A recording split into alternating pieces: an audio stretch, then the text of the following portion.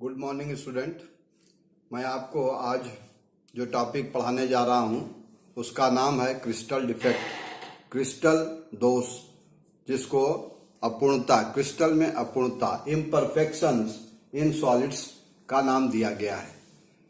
हम जानते हैं कि कोई भी चीज जो बनी है वह 100% शुद्ध नहीं होती है, उसमें कुछ न कुछ अशुद्धियां अवश्य होती हैं। परफेक्शन नहीं होता है, वह इम्परफेक्ट होता है, उसमें दोष आ जाते हैं और यह दोष क्रिस्टलों में यदि आ जाता है तो उसे हम क्रिस्टल दोष के नाम से जानते हैं या अपूर्णता दोष के नाम से जानते हैं। क्रिस्टलों में अपूर्णता या दोष कैसे आती है? क्योंकि हम जानते हैं कि जो क्रिस्टल हैं वो अवयवी कणों से मिलकर बने हैं। ये अवयवी कण परमाणु हो सकते हैं, अणु या आयन हो सकते हैं। तो जब इनके जालक संरचना में किसी अवयवी कण अपने स्थान से हट जाए अथवा हटकर दूसरे स्थान पर चला जाए, आयनिक ठोसों में धनायन या ऋणायन अपने स्थान से लुप्त हो जाएं अथवा अंतराकाशीय स्थान पर चले जाएं, इन सब कई परिस्थितियों में क्रिस्टल में दोष आते हैं। इन दोषों को क्रिस्टल दोष कहा जाता है। यह क्रिस्टल दोष इम्परफेक्शन इन सॉलिड्स कहलाता है। क्रिस्टल दोष कितने प्रकार का होता है यह समझने वाली बात है। तो ये 3 प्रकार, पहले तो ये समझे क्रिस्टल दोष 2 प्रकार के होते हैं। एक बिंदु दोष होता है जिसको पॉइंट डिफेक्ट कहते हैं और दूसरा रेखीय दोष या लीनियर दोष या लाइन डिफेक्ट उसको कहा जाता है।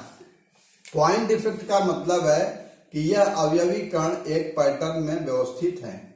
इसमें से कोई अवयवी कण यदि अपने स्थान से लुप्त हो गया अथवा अपने स्थान से हटकर किसी अंतराकाशीय स्थान पर चला गया, इंटरस्टिशियल स्पेस में चला गया, उस स्थिति में चूंकि बिंदु के हटने के कारण यह दोष है, इसलिए उसे बिंदु दोष कहा जाता है। इसी तरह से जब रेखीय दोष, चूंकि कोई अवयवी कण एक नियमित तरीके से व्यवस्थित है, तो जब उस पूरी व्यवस्था में कोई दोष उत्पन्न हो जाता है तो इस तरह के दोष को रेखीय दोष का नाम दिया गया है। बिंदु दोष या पॉइंट डिफेक्ट के 3 प्रकार हैं। पहला प्रकार है रस समीकरण मितीय दोष, स्टैकियोमेट्रिक डिफेक्ट। दूसरा है अरस समीकरण मितीय दोष, नॉन स्टैकियोमेट्रिक डिफेक्ट। और तीसरा है अपूर्णता दोष या इम्प्योरिटी दोष। रस समीकरण मितीय दोष में जो क्रिस्टल होते हैं, जो क्रिस्टल संरचना होती है, उन क्रिस्टल संरचनाओं की संरचना में अवयवी कणों की जो सहभागिता है, वो सहभागिता पूरे क्रिस्टल में समान रूप से बनी रहती है, वितरित रहती है। उदाहरण के लिए ए बी से बना हुआ यदि कोई यौगिक है तो उस यौगिक में ए और बी का अनुपात सदैव उस क्रिस्टल के हर भाग में समान देखने को मिलेगा, यानी उसके अणुसूत्र में कहीं कोई भिन्नता नजर नहीं आएगी। यही चीज जब अरस समीकरण मितीय दोष में देखा जाए, नॉन स्टैकियोमेट्रिक डिफेक्ट के रूप में देखा जाए, तो हम ये देखते हैं कि उन अवयवी कणों में जो परमाणु, अणु या आयन जिससे वो अवयवी कण बना, वो क्रिस्टल जालक बनकर तैयार हुआ है, उस क्रिस्टल जालक में जो अनुपात है, उस अनुपात में एक समानता नहीं होती है, एक रूपता नहीं होती है। उदाहरण के तौर पर आयरन और ऑक्सीजन, यह अनुपात 1:1 के रूप में FeO बनता है। लेकिन यह देखा गया है कि जो आयरन ऑक्साइड के क्रिस्टल होते हैं उसमें आयरन और ऑक्सीजन का अनुपात 1:1 नहीं होता है। इस तरह के सभी यौगिकों में जो दोष उत्पन्न होता है वो अरस समीकरण मितीय दोष होता है, नॉन स्टैकियोमेट्रिक डिफेक्ट होता है। इसी प्रकार तीसरे तरह का दोष जिसे इम्प्योरिटी दोष कहते हैं, ठोस में कोई अशुद्धि मिला देने पर जो क्रिस्टल तैयार होता है, उस क्रिस्टल में जो डिफेक्ट उत्पन्न होता है वह डिफेक्ट इम्प्योरिटी दोष कहलाता है। उदाहरण के लिए NaCl के अल्प मात्रा में यदि थोड़ी सी स्ट्रांसियम क्लोराइड मिलाकर उसको गलाएं तो इससे जो क्रिस्टल तैयार होता है उस क्रिस्टल में स्ट्रांसियम आयन सोडियम आयन की जगह पर चले जाते हैं। इस प्रकार से जो दोष उत्पन्न होता है वह दोष अपूर्णता अशुद्धता दोष कहलाता है। ऐसा क्यों करते हैं?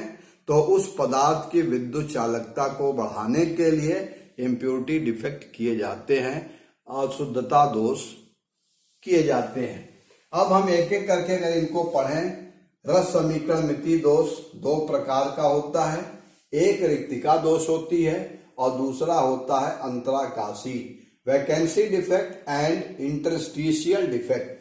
वैकेंसी डिफेक्ट में क्या होता है, जो अवयवी कण हैं ये दोनों दोष आयनिक ठोसों में देखने को मिलता है। जो आयनिक ठोस होते हैं उनमें यह दोष देखने को मिलता है कि रिक्तिका दोष में अवयवी कणों की जो व्यवस्था होती है, जो एक निश्चित पैटर्न होता है, उसमें यह पाया जाता है कि वह अवयवी कण अपने मूल स्थान से लुप्त हो गए हैं। अगर ऐसा हुआ है तो इस तरह के दोष को रिक्तिका दोष कहा जाता है। अंतराकाशी दोष में अवयवी कण, परमाणु अणु या आयन अपने मूल स्थान से हटकर उस क्रिस्टल जालक में अंतराकाशी स्थान पर चले जाते हैं। अगर इस प्रकार का दोष है तो वह अंतराकाशी दोष कहलाता है। अब हम बात करें तो अंतराकाशी दोष दो प्रकार के होते हैं और यह दोनों बहुत ही महत्वपूर्ण हैं। इनको हम साटकी दोष और फ्रैंकल दोष के नाम से जानते हैं। साटकी दोष और फ्रैंकल दोष में अंतर, बोर्ड की परीक्षाओं में इस पर आधारित प्रश्न भी आते हैं। तो एक एक करके इसको समझें कि साटकी दोष और फ्रैंकल दोष क्या होता है। साटकी दोष में हम पाएंगे कि जो धनायन और ऋणायन है, जिससे वह आयनिक ठोस बनकर के तैयार हुआ है, उसमें धनायन और ऋणायन अपने स्थान से लुप्त हो जाते हैं।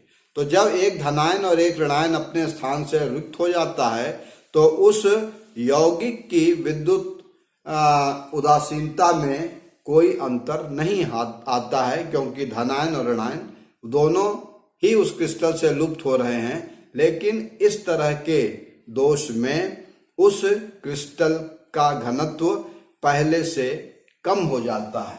यह देखा गया है कि साटकी दोष लगभग समान आकार के धनायनों और ऋणायनों से बने आयनिक क्रिस्टल में होता है।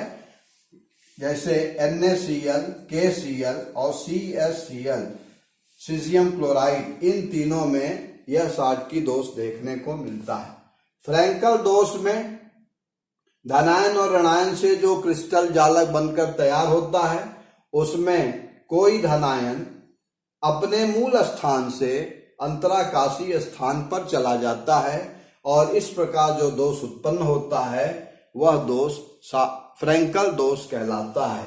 फ्रैंकल दोष में उस क्रिस्टल का घनत्व पहले की तुलना से अधिक हो जाता है, बढ़ जाता है। यह देखा गया है कि यह असमान आकार वाले धनायनों और ऋणायनों में, यानी जिनके धनायन और ऋणायन के आकारों में ज्यादा अंतर होता है, उन आयनिक ठोसों में यह फ्रैंकल डिफेक्ट देखने में आता है। तो AgCl, silver chloride, zinc chloride और सिल्वर ब्रोमाइड आदि ऐसे ठोसों में हम फ्रैंकल डिफेक्ट को देख सकते हैं। अब हम जानते हैं कि अरस समीकरण मिति दोष कितने प्रकार के होते हैं। तो अरस समीकरण मिति दोष दो प्रकार के होते हैं। एक दोष होता है धातु आधिक्य दोष और दूसरा होता है धातु न्यूनता दोष, यानी जिसमें धातु आयन की अधिकता हो जाती है, उसके कारण जो दोष उत्पन्न होता है वह धातु आधिक्य दोष कहलाता है। और जिसमें धातु आयन की न्यूनता हो जाती है वह दोष धातु न्यूनता दोष कहलाता है। धातु आधिक्य दोष due to excess of positive ion यानी धनायन के अधिकता के कारण। यह दोष दो प्रकार के होते हैं, ऋणायन रिक्तियों के कारण और दूसरा अंतराकाश में उपस्थित अतिरिक्त धनायनों के कारण। दो तरह से ये दोष उत्पन्न होते हैं। एक एक करके इनको समझे हम तो हम ये पाते हैं कि ऋणायन रिक्तियों के कारण जो दोष होता है, यानी कि यदि कोई ऋण आयन अपने जालक बिंदु से हट जाता है तो इस तरह से एक ऋणायन के हटने से धनायनों की अधिकता हो जाती है, लेकिन उस धनावेश को संतुलित करने के लिए इलेक्ट्रॉन उसका स्थान ले लेते हैं। इस प्रकार के दोष को ऋणायन रिक्तियों के कारण धातु आधिक्य दोष माना जाता है। इलेक्ट्रॉन जिन स्थानों पर जाते हैं वह उसके एफ सेंटर कहलाते हैं। एफ का मतलब है फॉर बेंजेंटर, यानी कि यह जर्मन भाषा का शब्द है और इसका अर्थ होता है कलर से, रंग से। यानी इस प्रकार के जो क्रिस्टल होते हैं उन क्रिस्टलों में ऋणायनों के अपने स्थान से हटने के कारण कलर उस क्रिस्टल को कलर का स्वरूप देते हैं। हम यह पाते हैं कि NaCl में, KCl में और LiCl में क्रमशः सोडियम आयन, पोटेशियम आयन और लिथियम आयन की अधिकता के कारण उस क्रिस्टल का रंग पीला, गुलाबी और बैंगनी हो जाता है। तो ऐसे सेंटर्स, ऐसे केंद्र जहां जिस क्रिस्टल लैटिस में या आयनिक ठोसों में जहां धनायन अधिक हो जाते हैं और ऋणायन रिक्तियां हो जाती हैं वह एफ सेंटर कहलाते हैं। इस तरह से जो दोष उत्पन्न होते हैं वो धातु आधिक्य दोष कहलाते हैं। अंतराकाश में उपस्थित अतिरिक्त धनायनों के कारण यह अरस समीकरण मिति दोष जो दूसरे प्रकार का है उसके अंतर्गत आता है। इसमें आयनिक ठोसों में कोई धनायन अपने स्थान से हटकर अंतराकाशी स्थान में या अंतराकाशी क्षेत्र में चला जाता है। अंतराकाश में उपस्थित अतिरिक्त धनायनों के कारण तो धातु आधिक्य दोष दो प्रकार के हुए, एक ऋणायन रिक्तियों के कारण और दूसरा अंतराकाश में उपस्थित धनायन अतिरिक्त धनायनों के कारण। अगर हम देखें तो हम ये पाते हैं कि जो ऋणायन रिक्तियों के कारण जो धातु आधिक्य दोष है वह साटकी दोष से मिलता जुलता दोष है, जबकि अंतराकाश में उपस्थित अतिरिक्त धनायनों के कारण जो दोष उत्पन्न होते हैं यह फ्रैंकल डिफेक्ट के समान है। अब हम जाने कि धातु न्यूनता के कारण जो दोष उत्पन्न होते हैं वह दोष क्या होते हैं। यह भी दो प्रकार का होता है। धातु न्यूनता का मतलब है कि धातु आयनों की कमी, धातु आयनों की कमी के कारण जो दोष उत्पन्न होते हैं वह धातु न्यूनता दोष के कारण अरस समीकरण मिति दोष कहे जाते हैं। यह दो प्रकार के होते हैं। धनायन की रिक्ति के कारण यदि धनायन किसी आयनिक क्रिस्टल से धनायन अपने स्थान से लुप्त हो जाता है और उसका स्थान लेने के लिए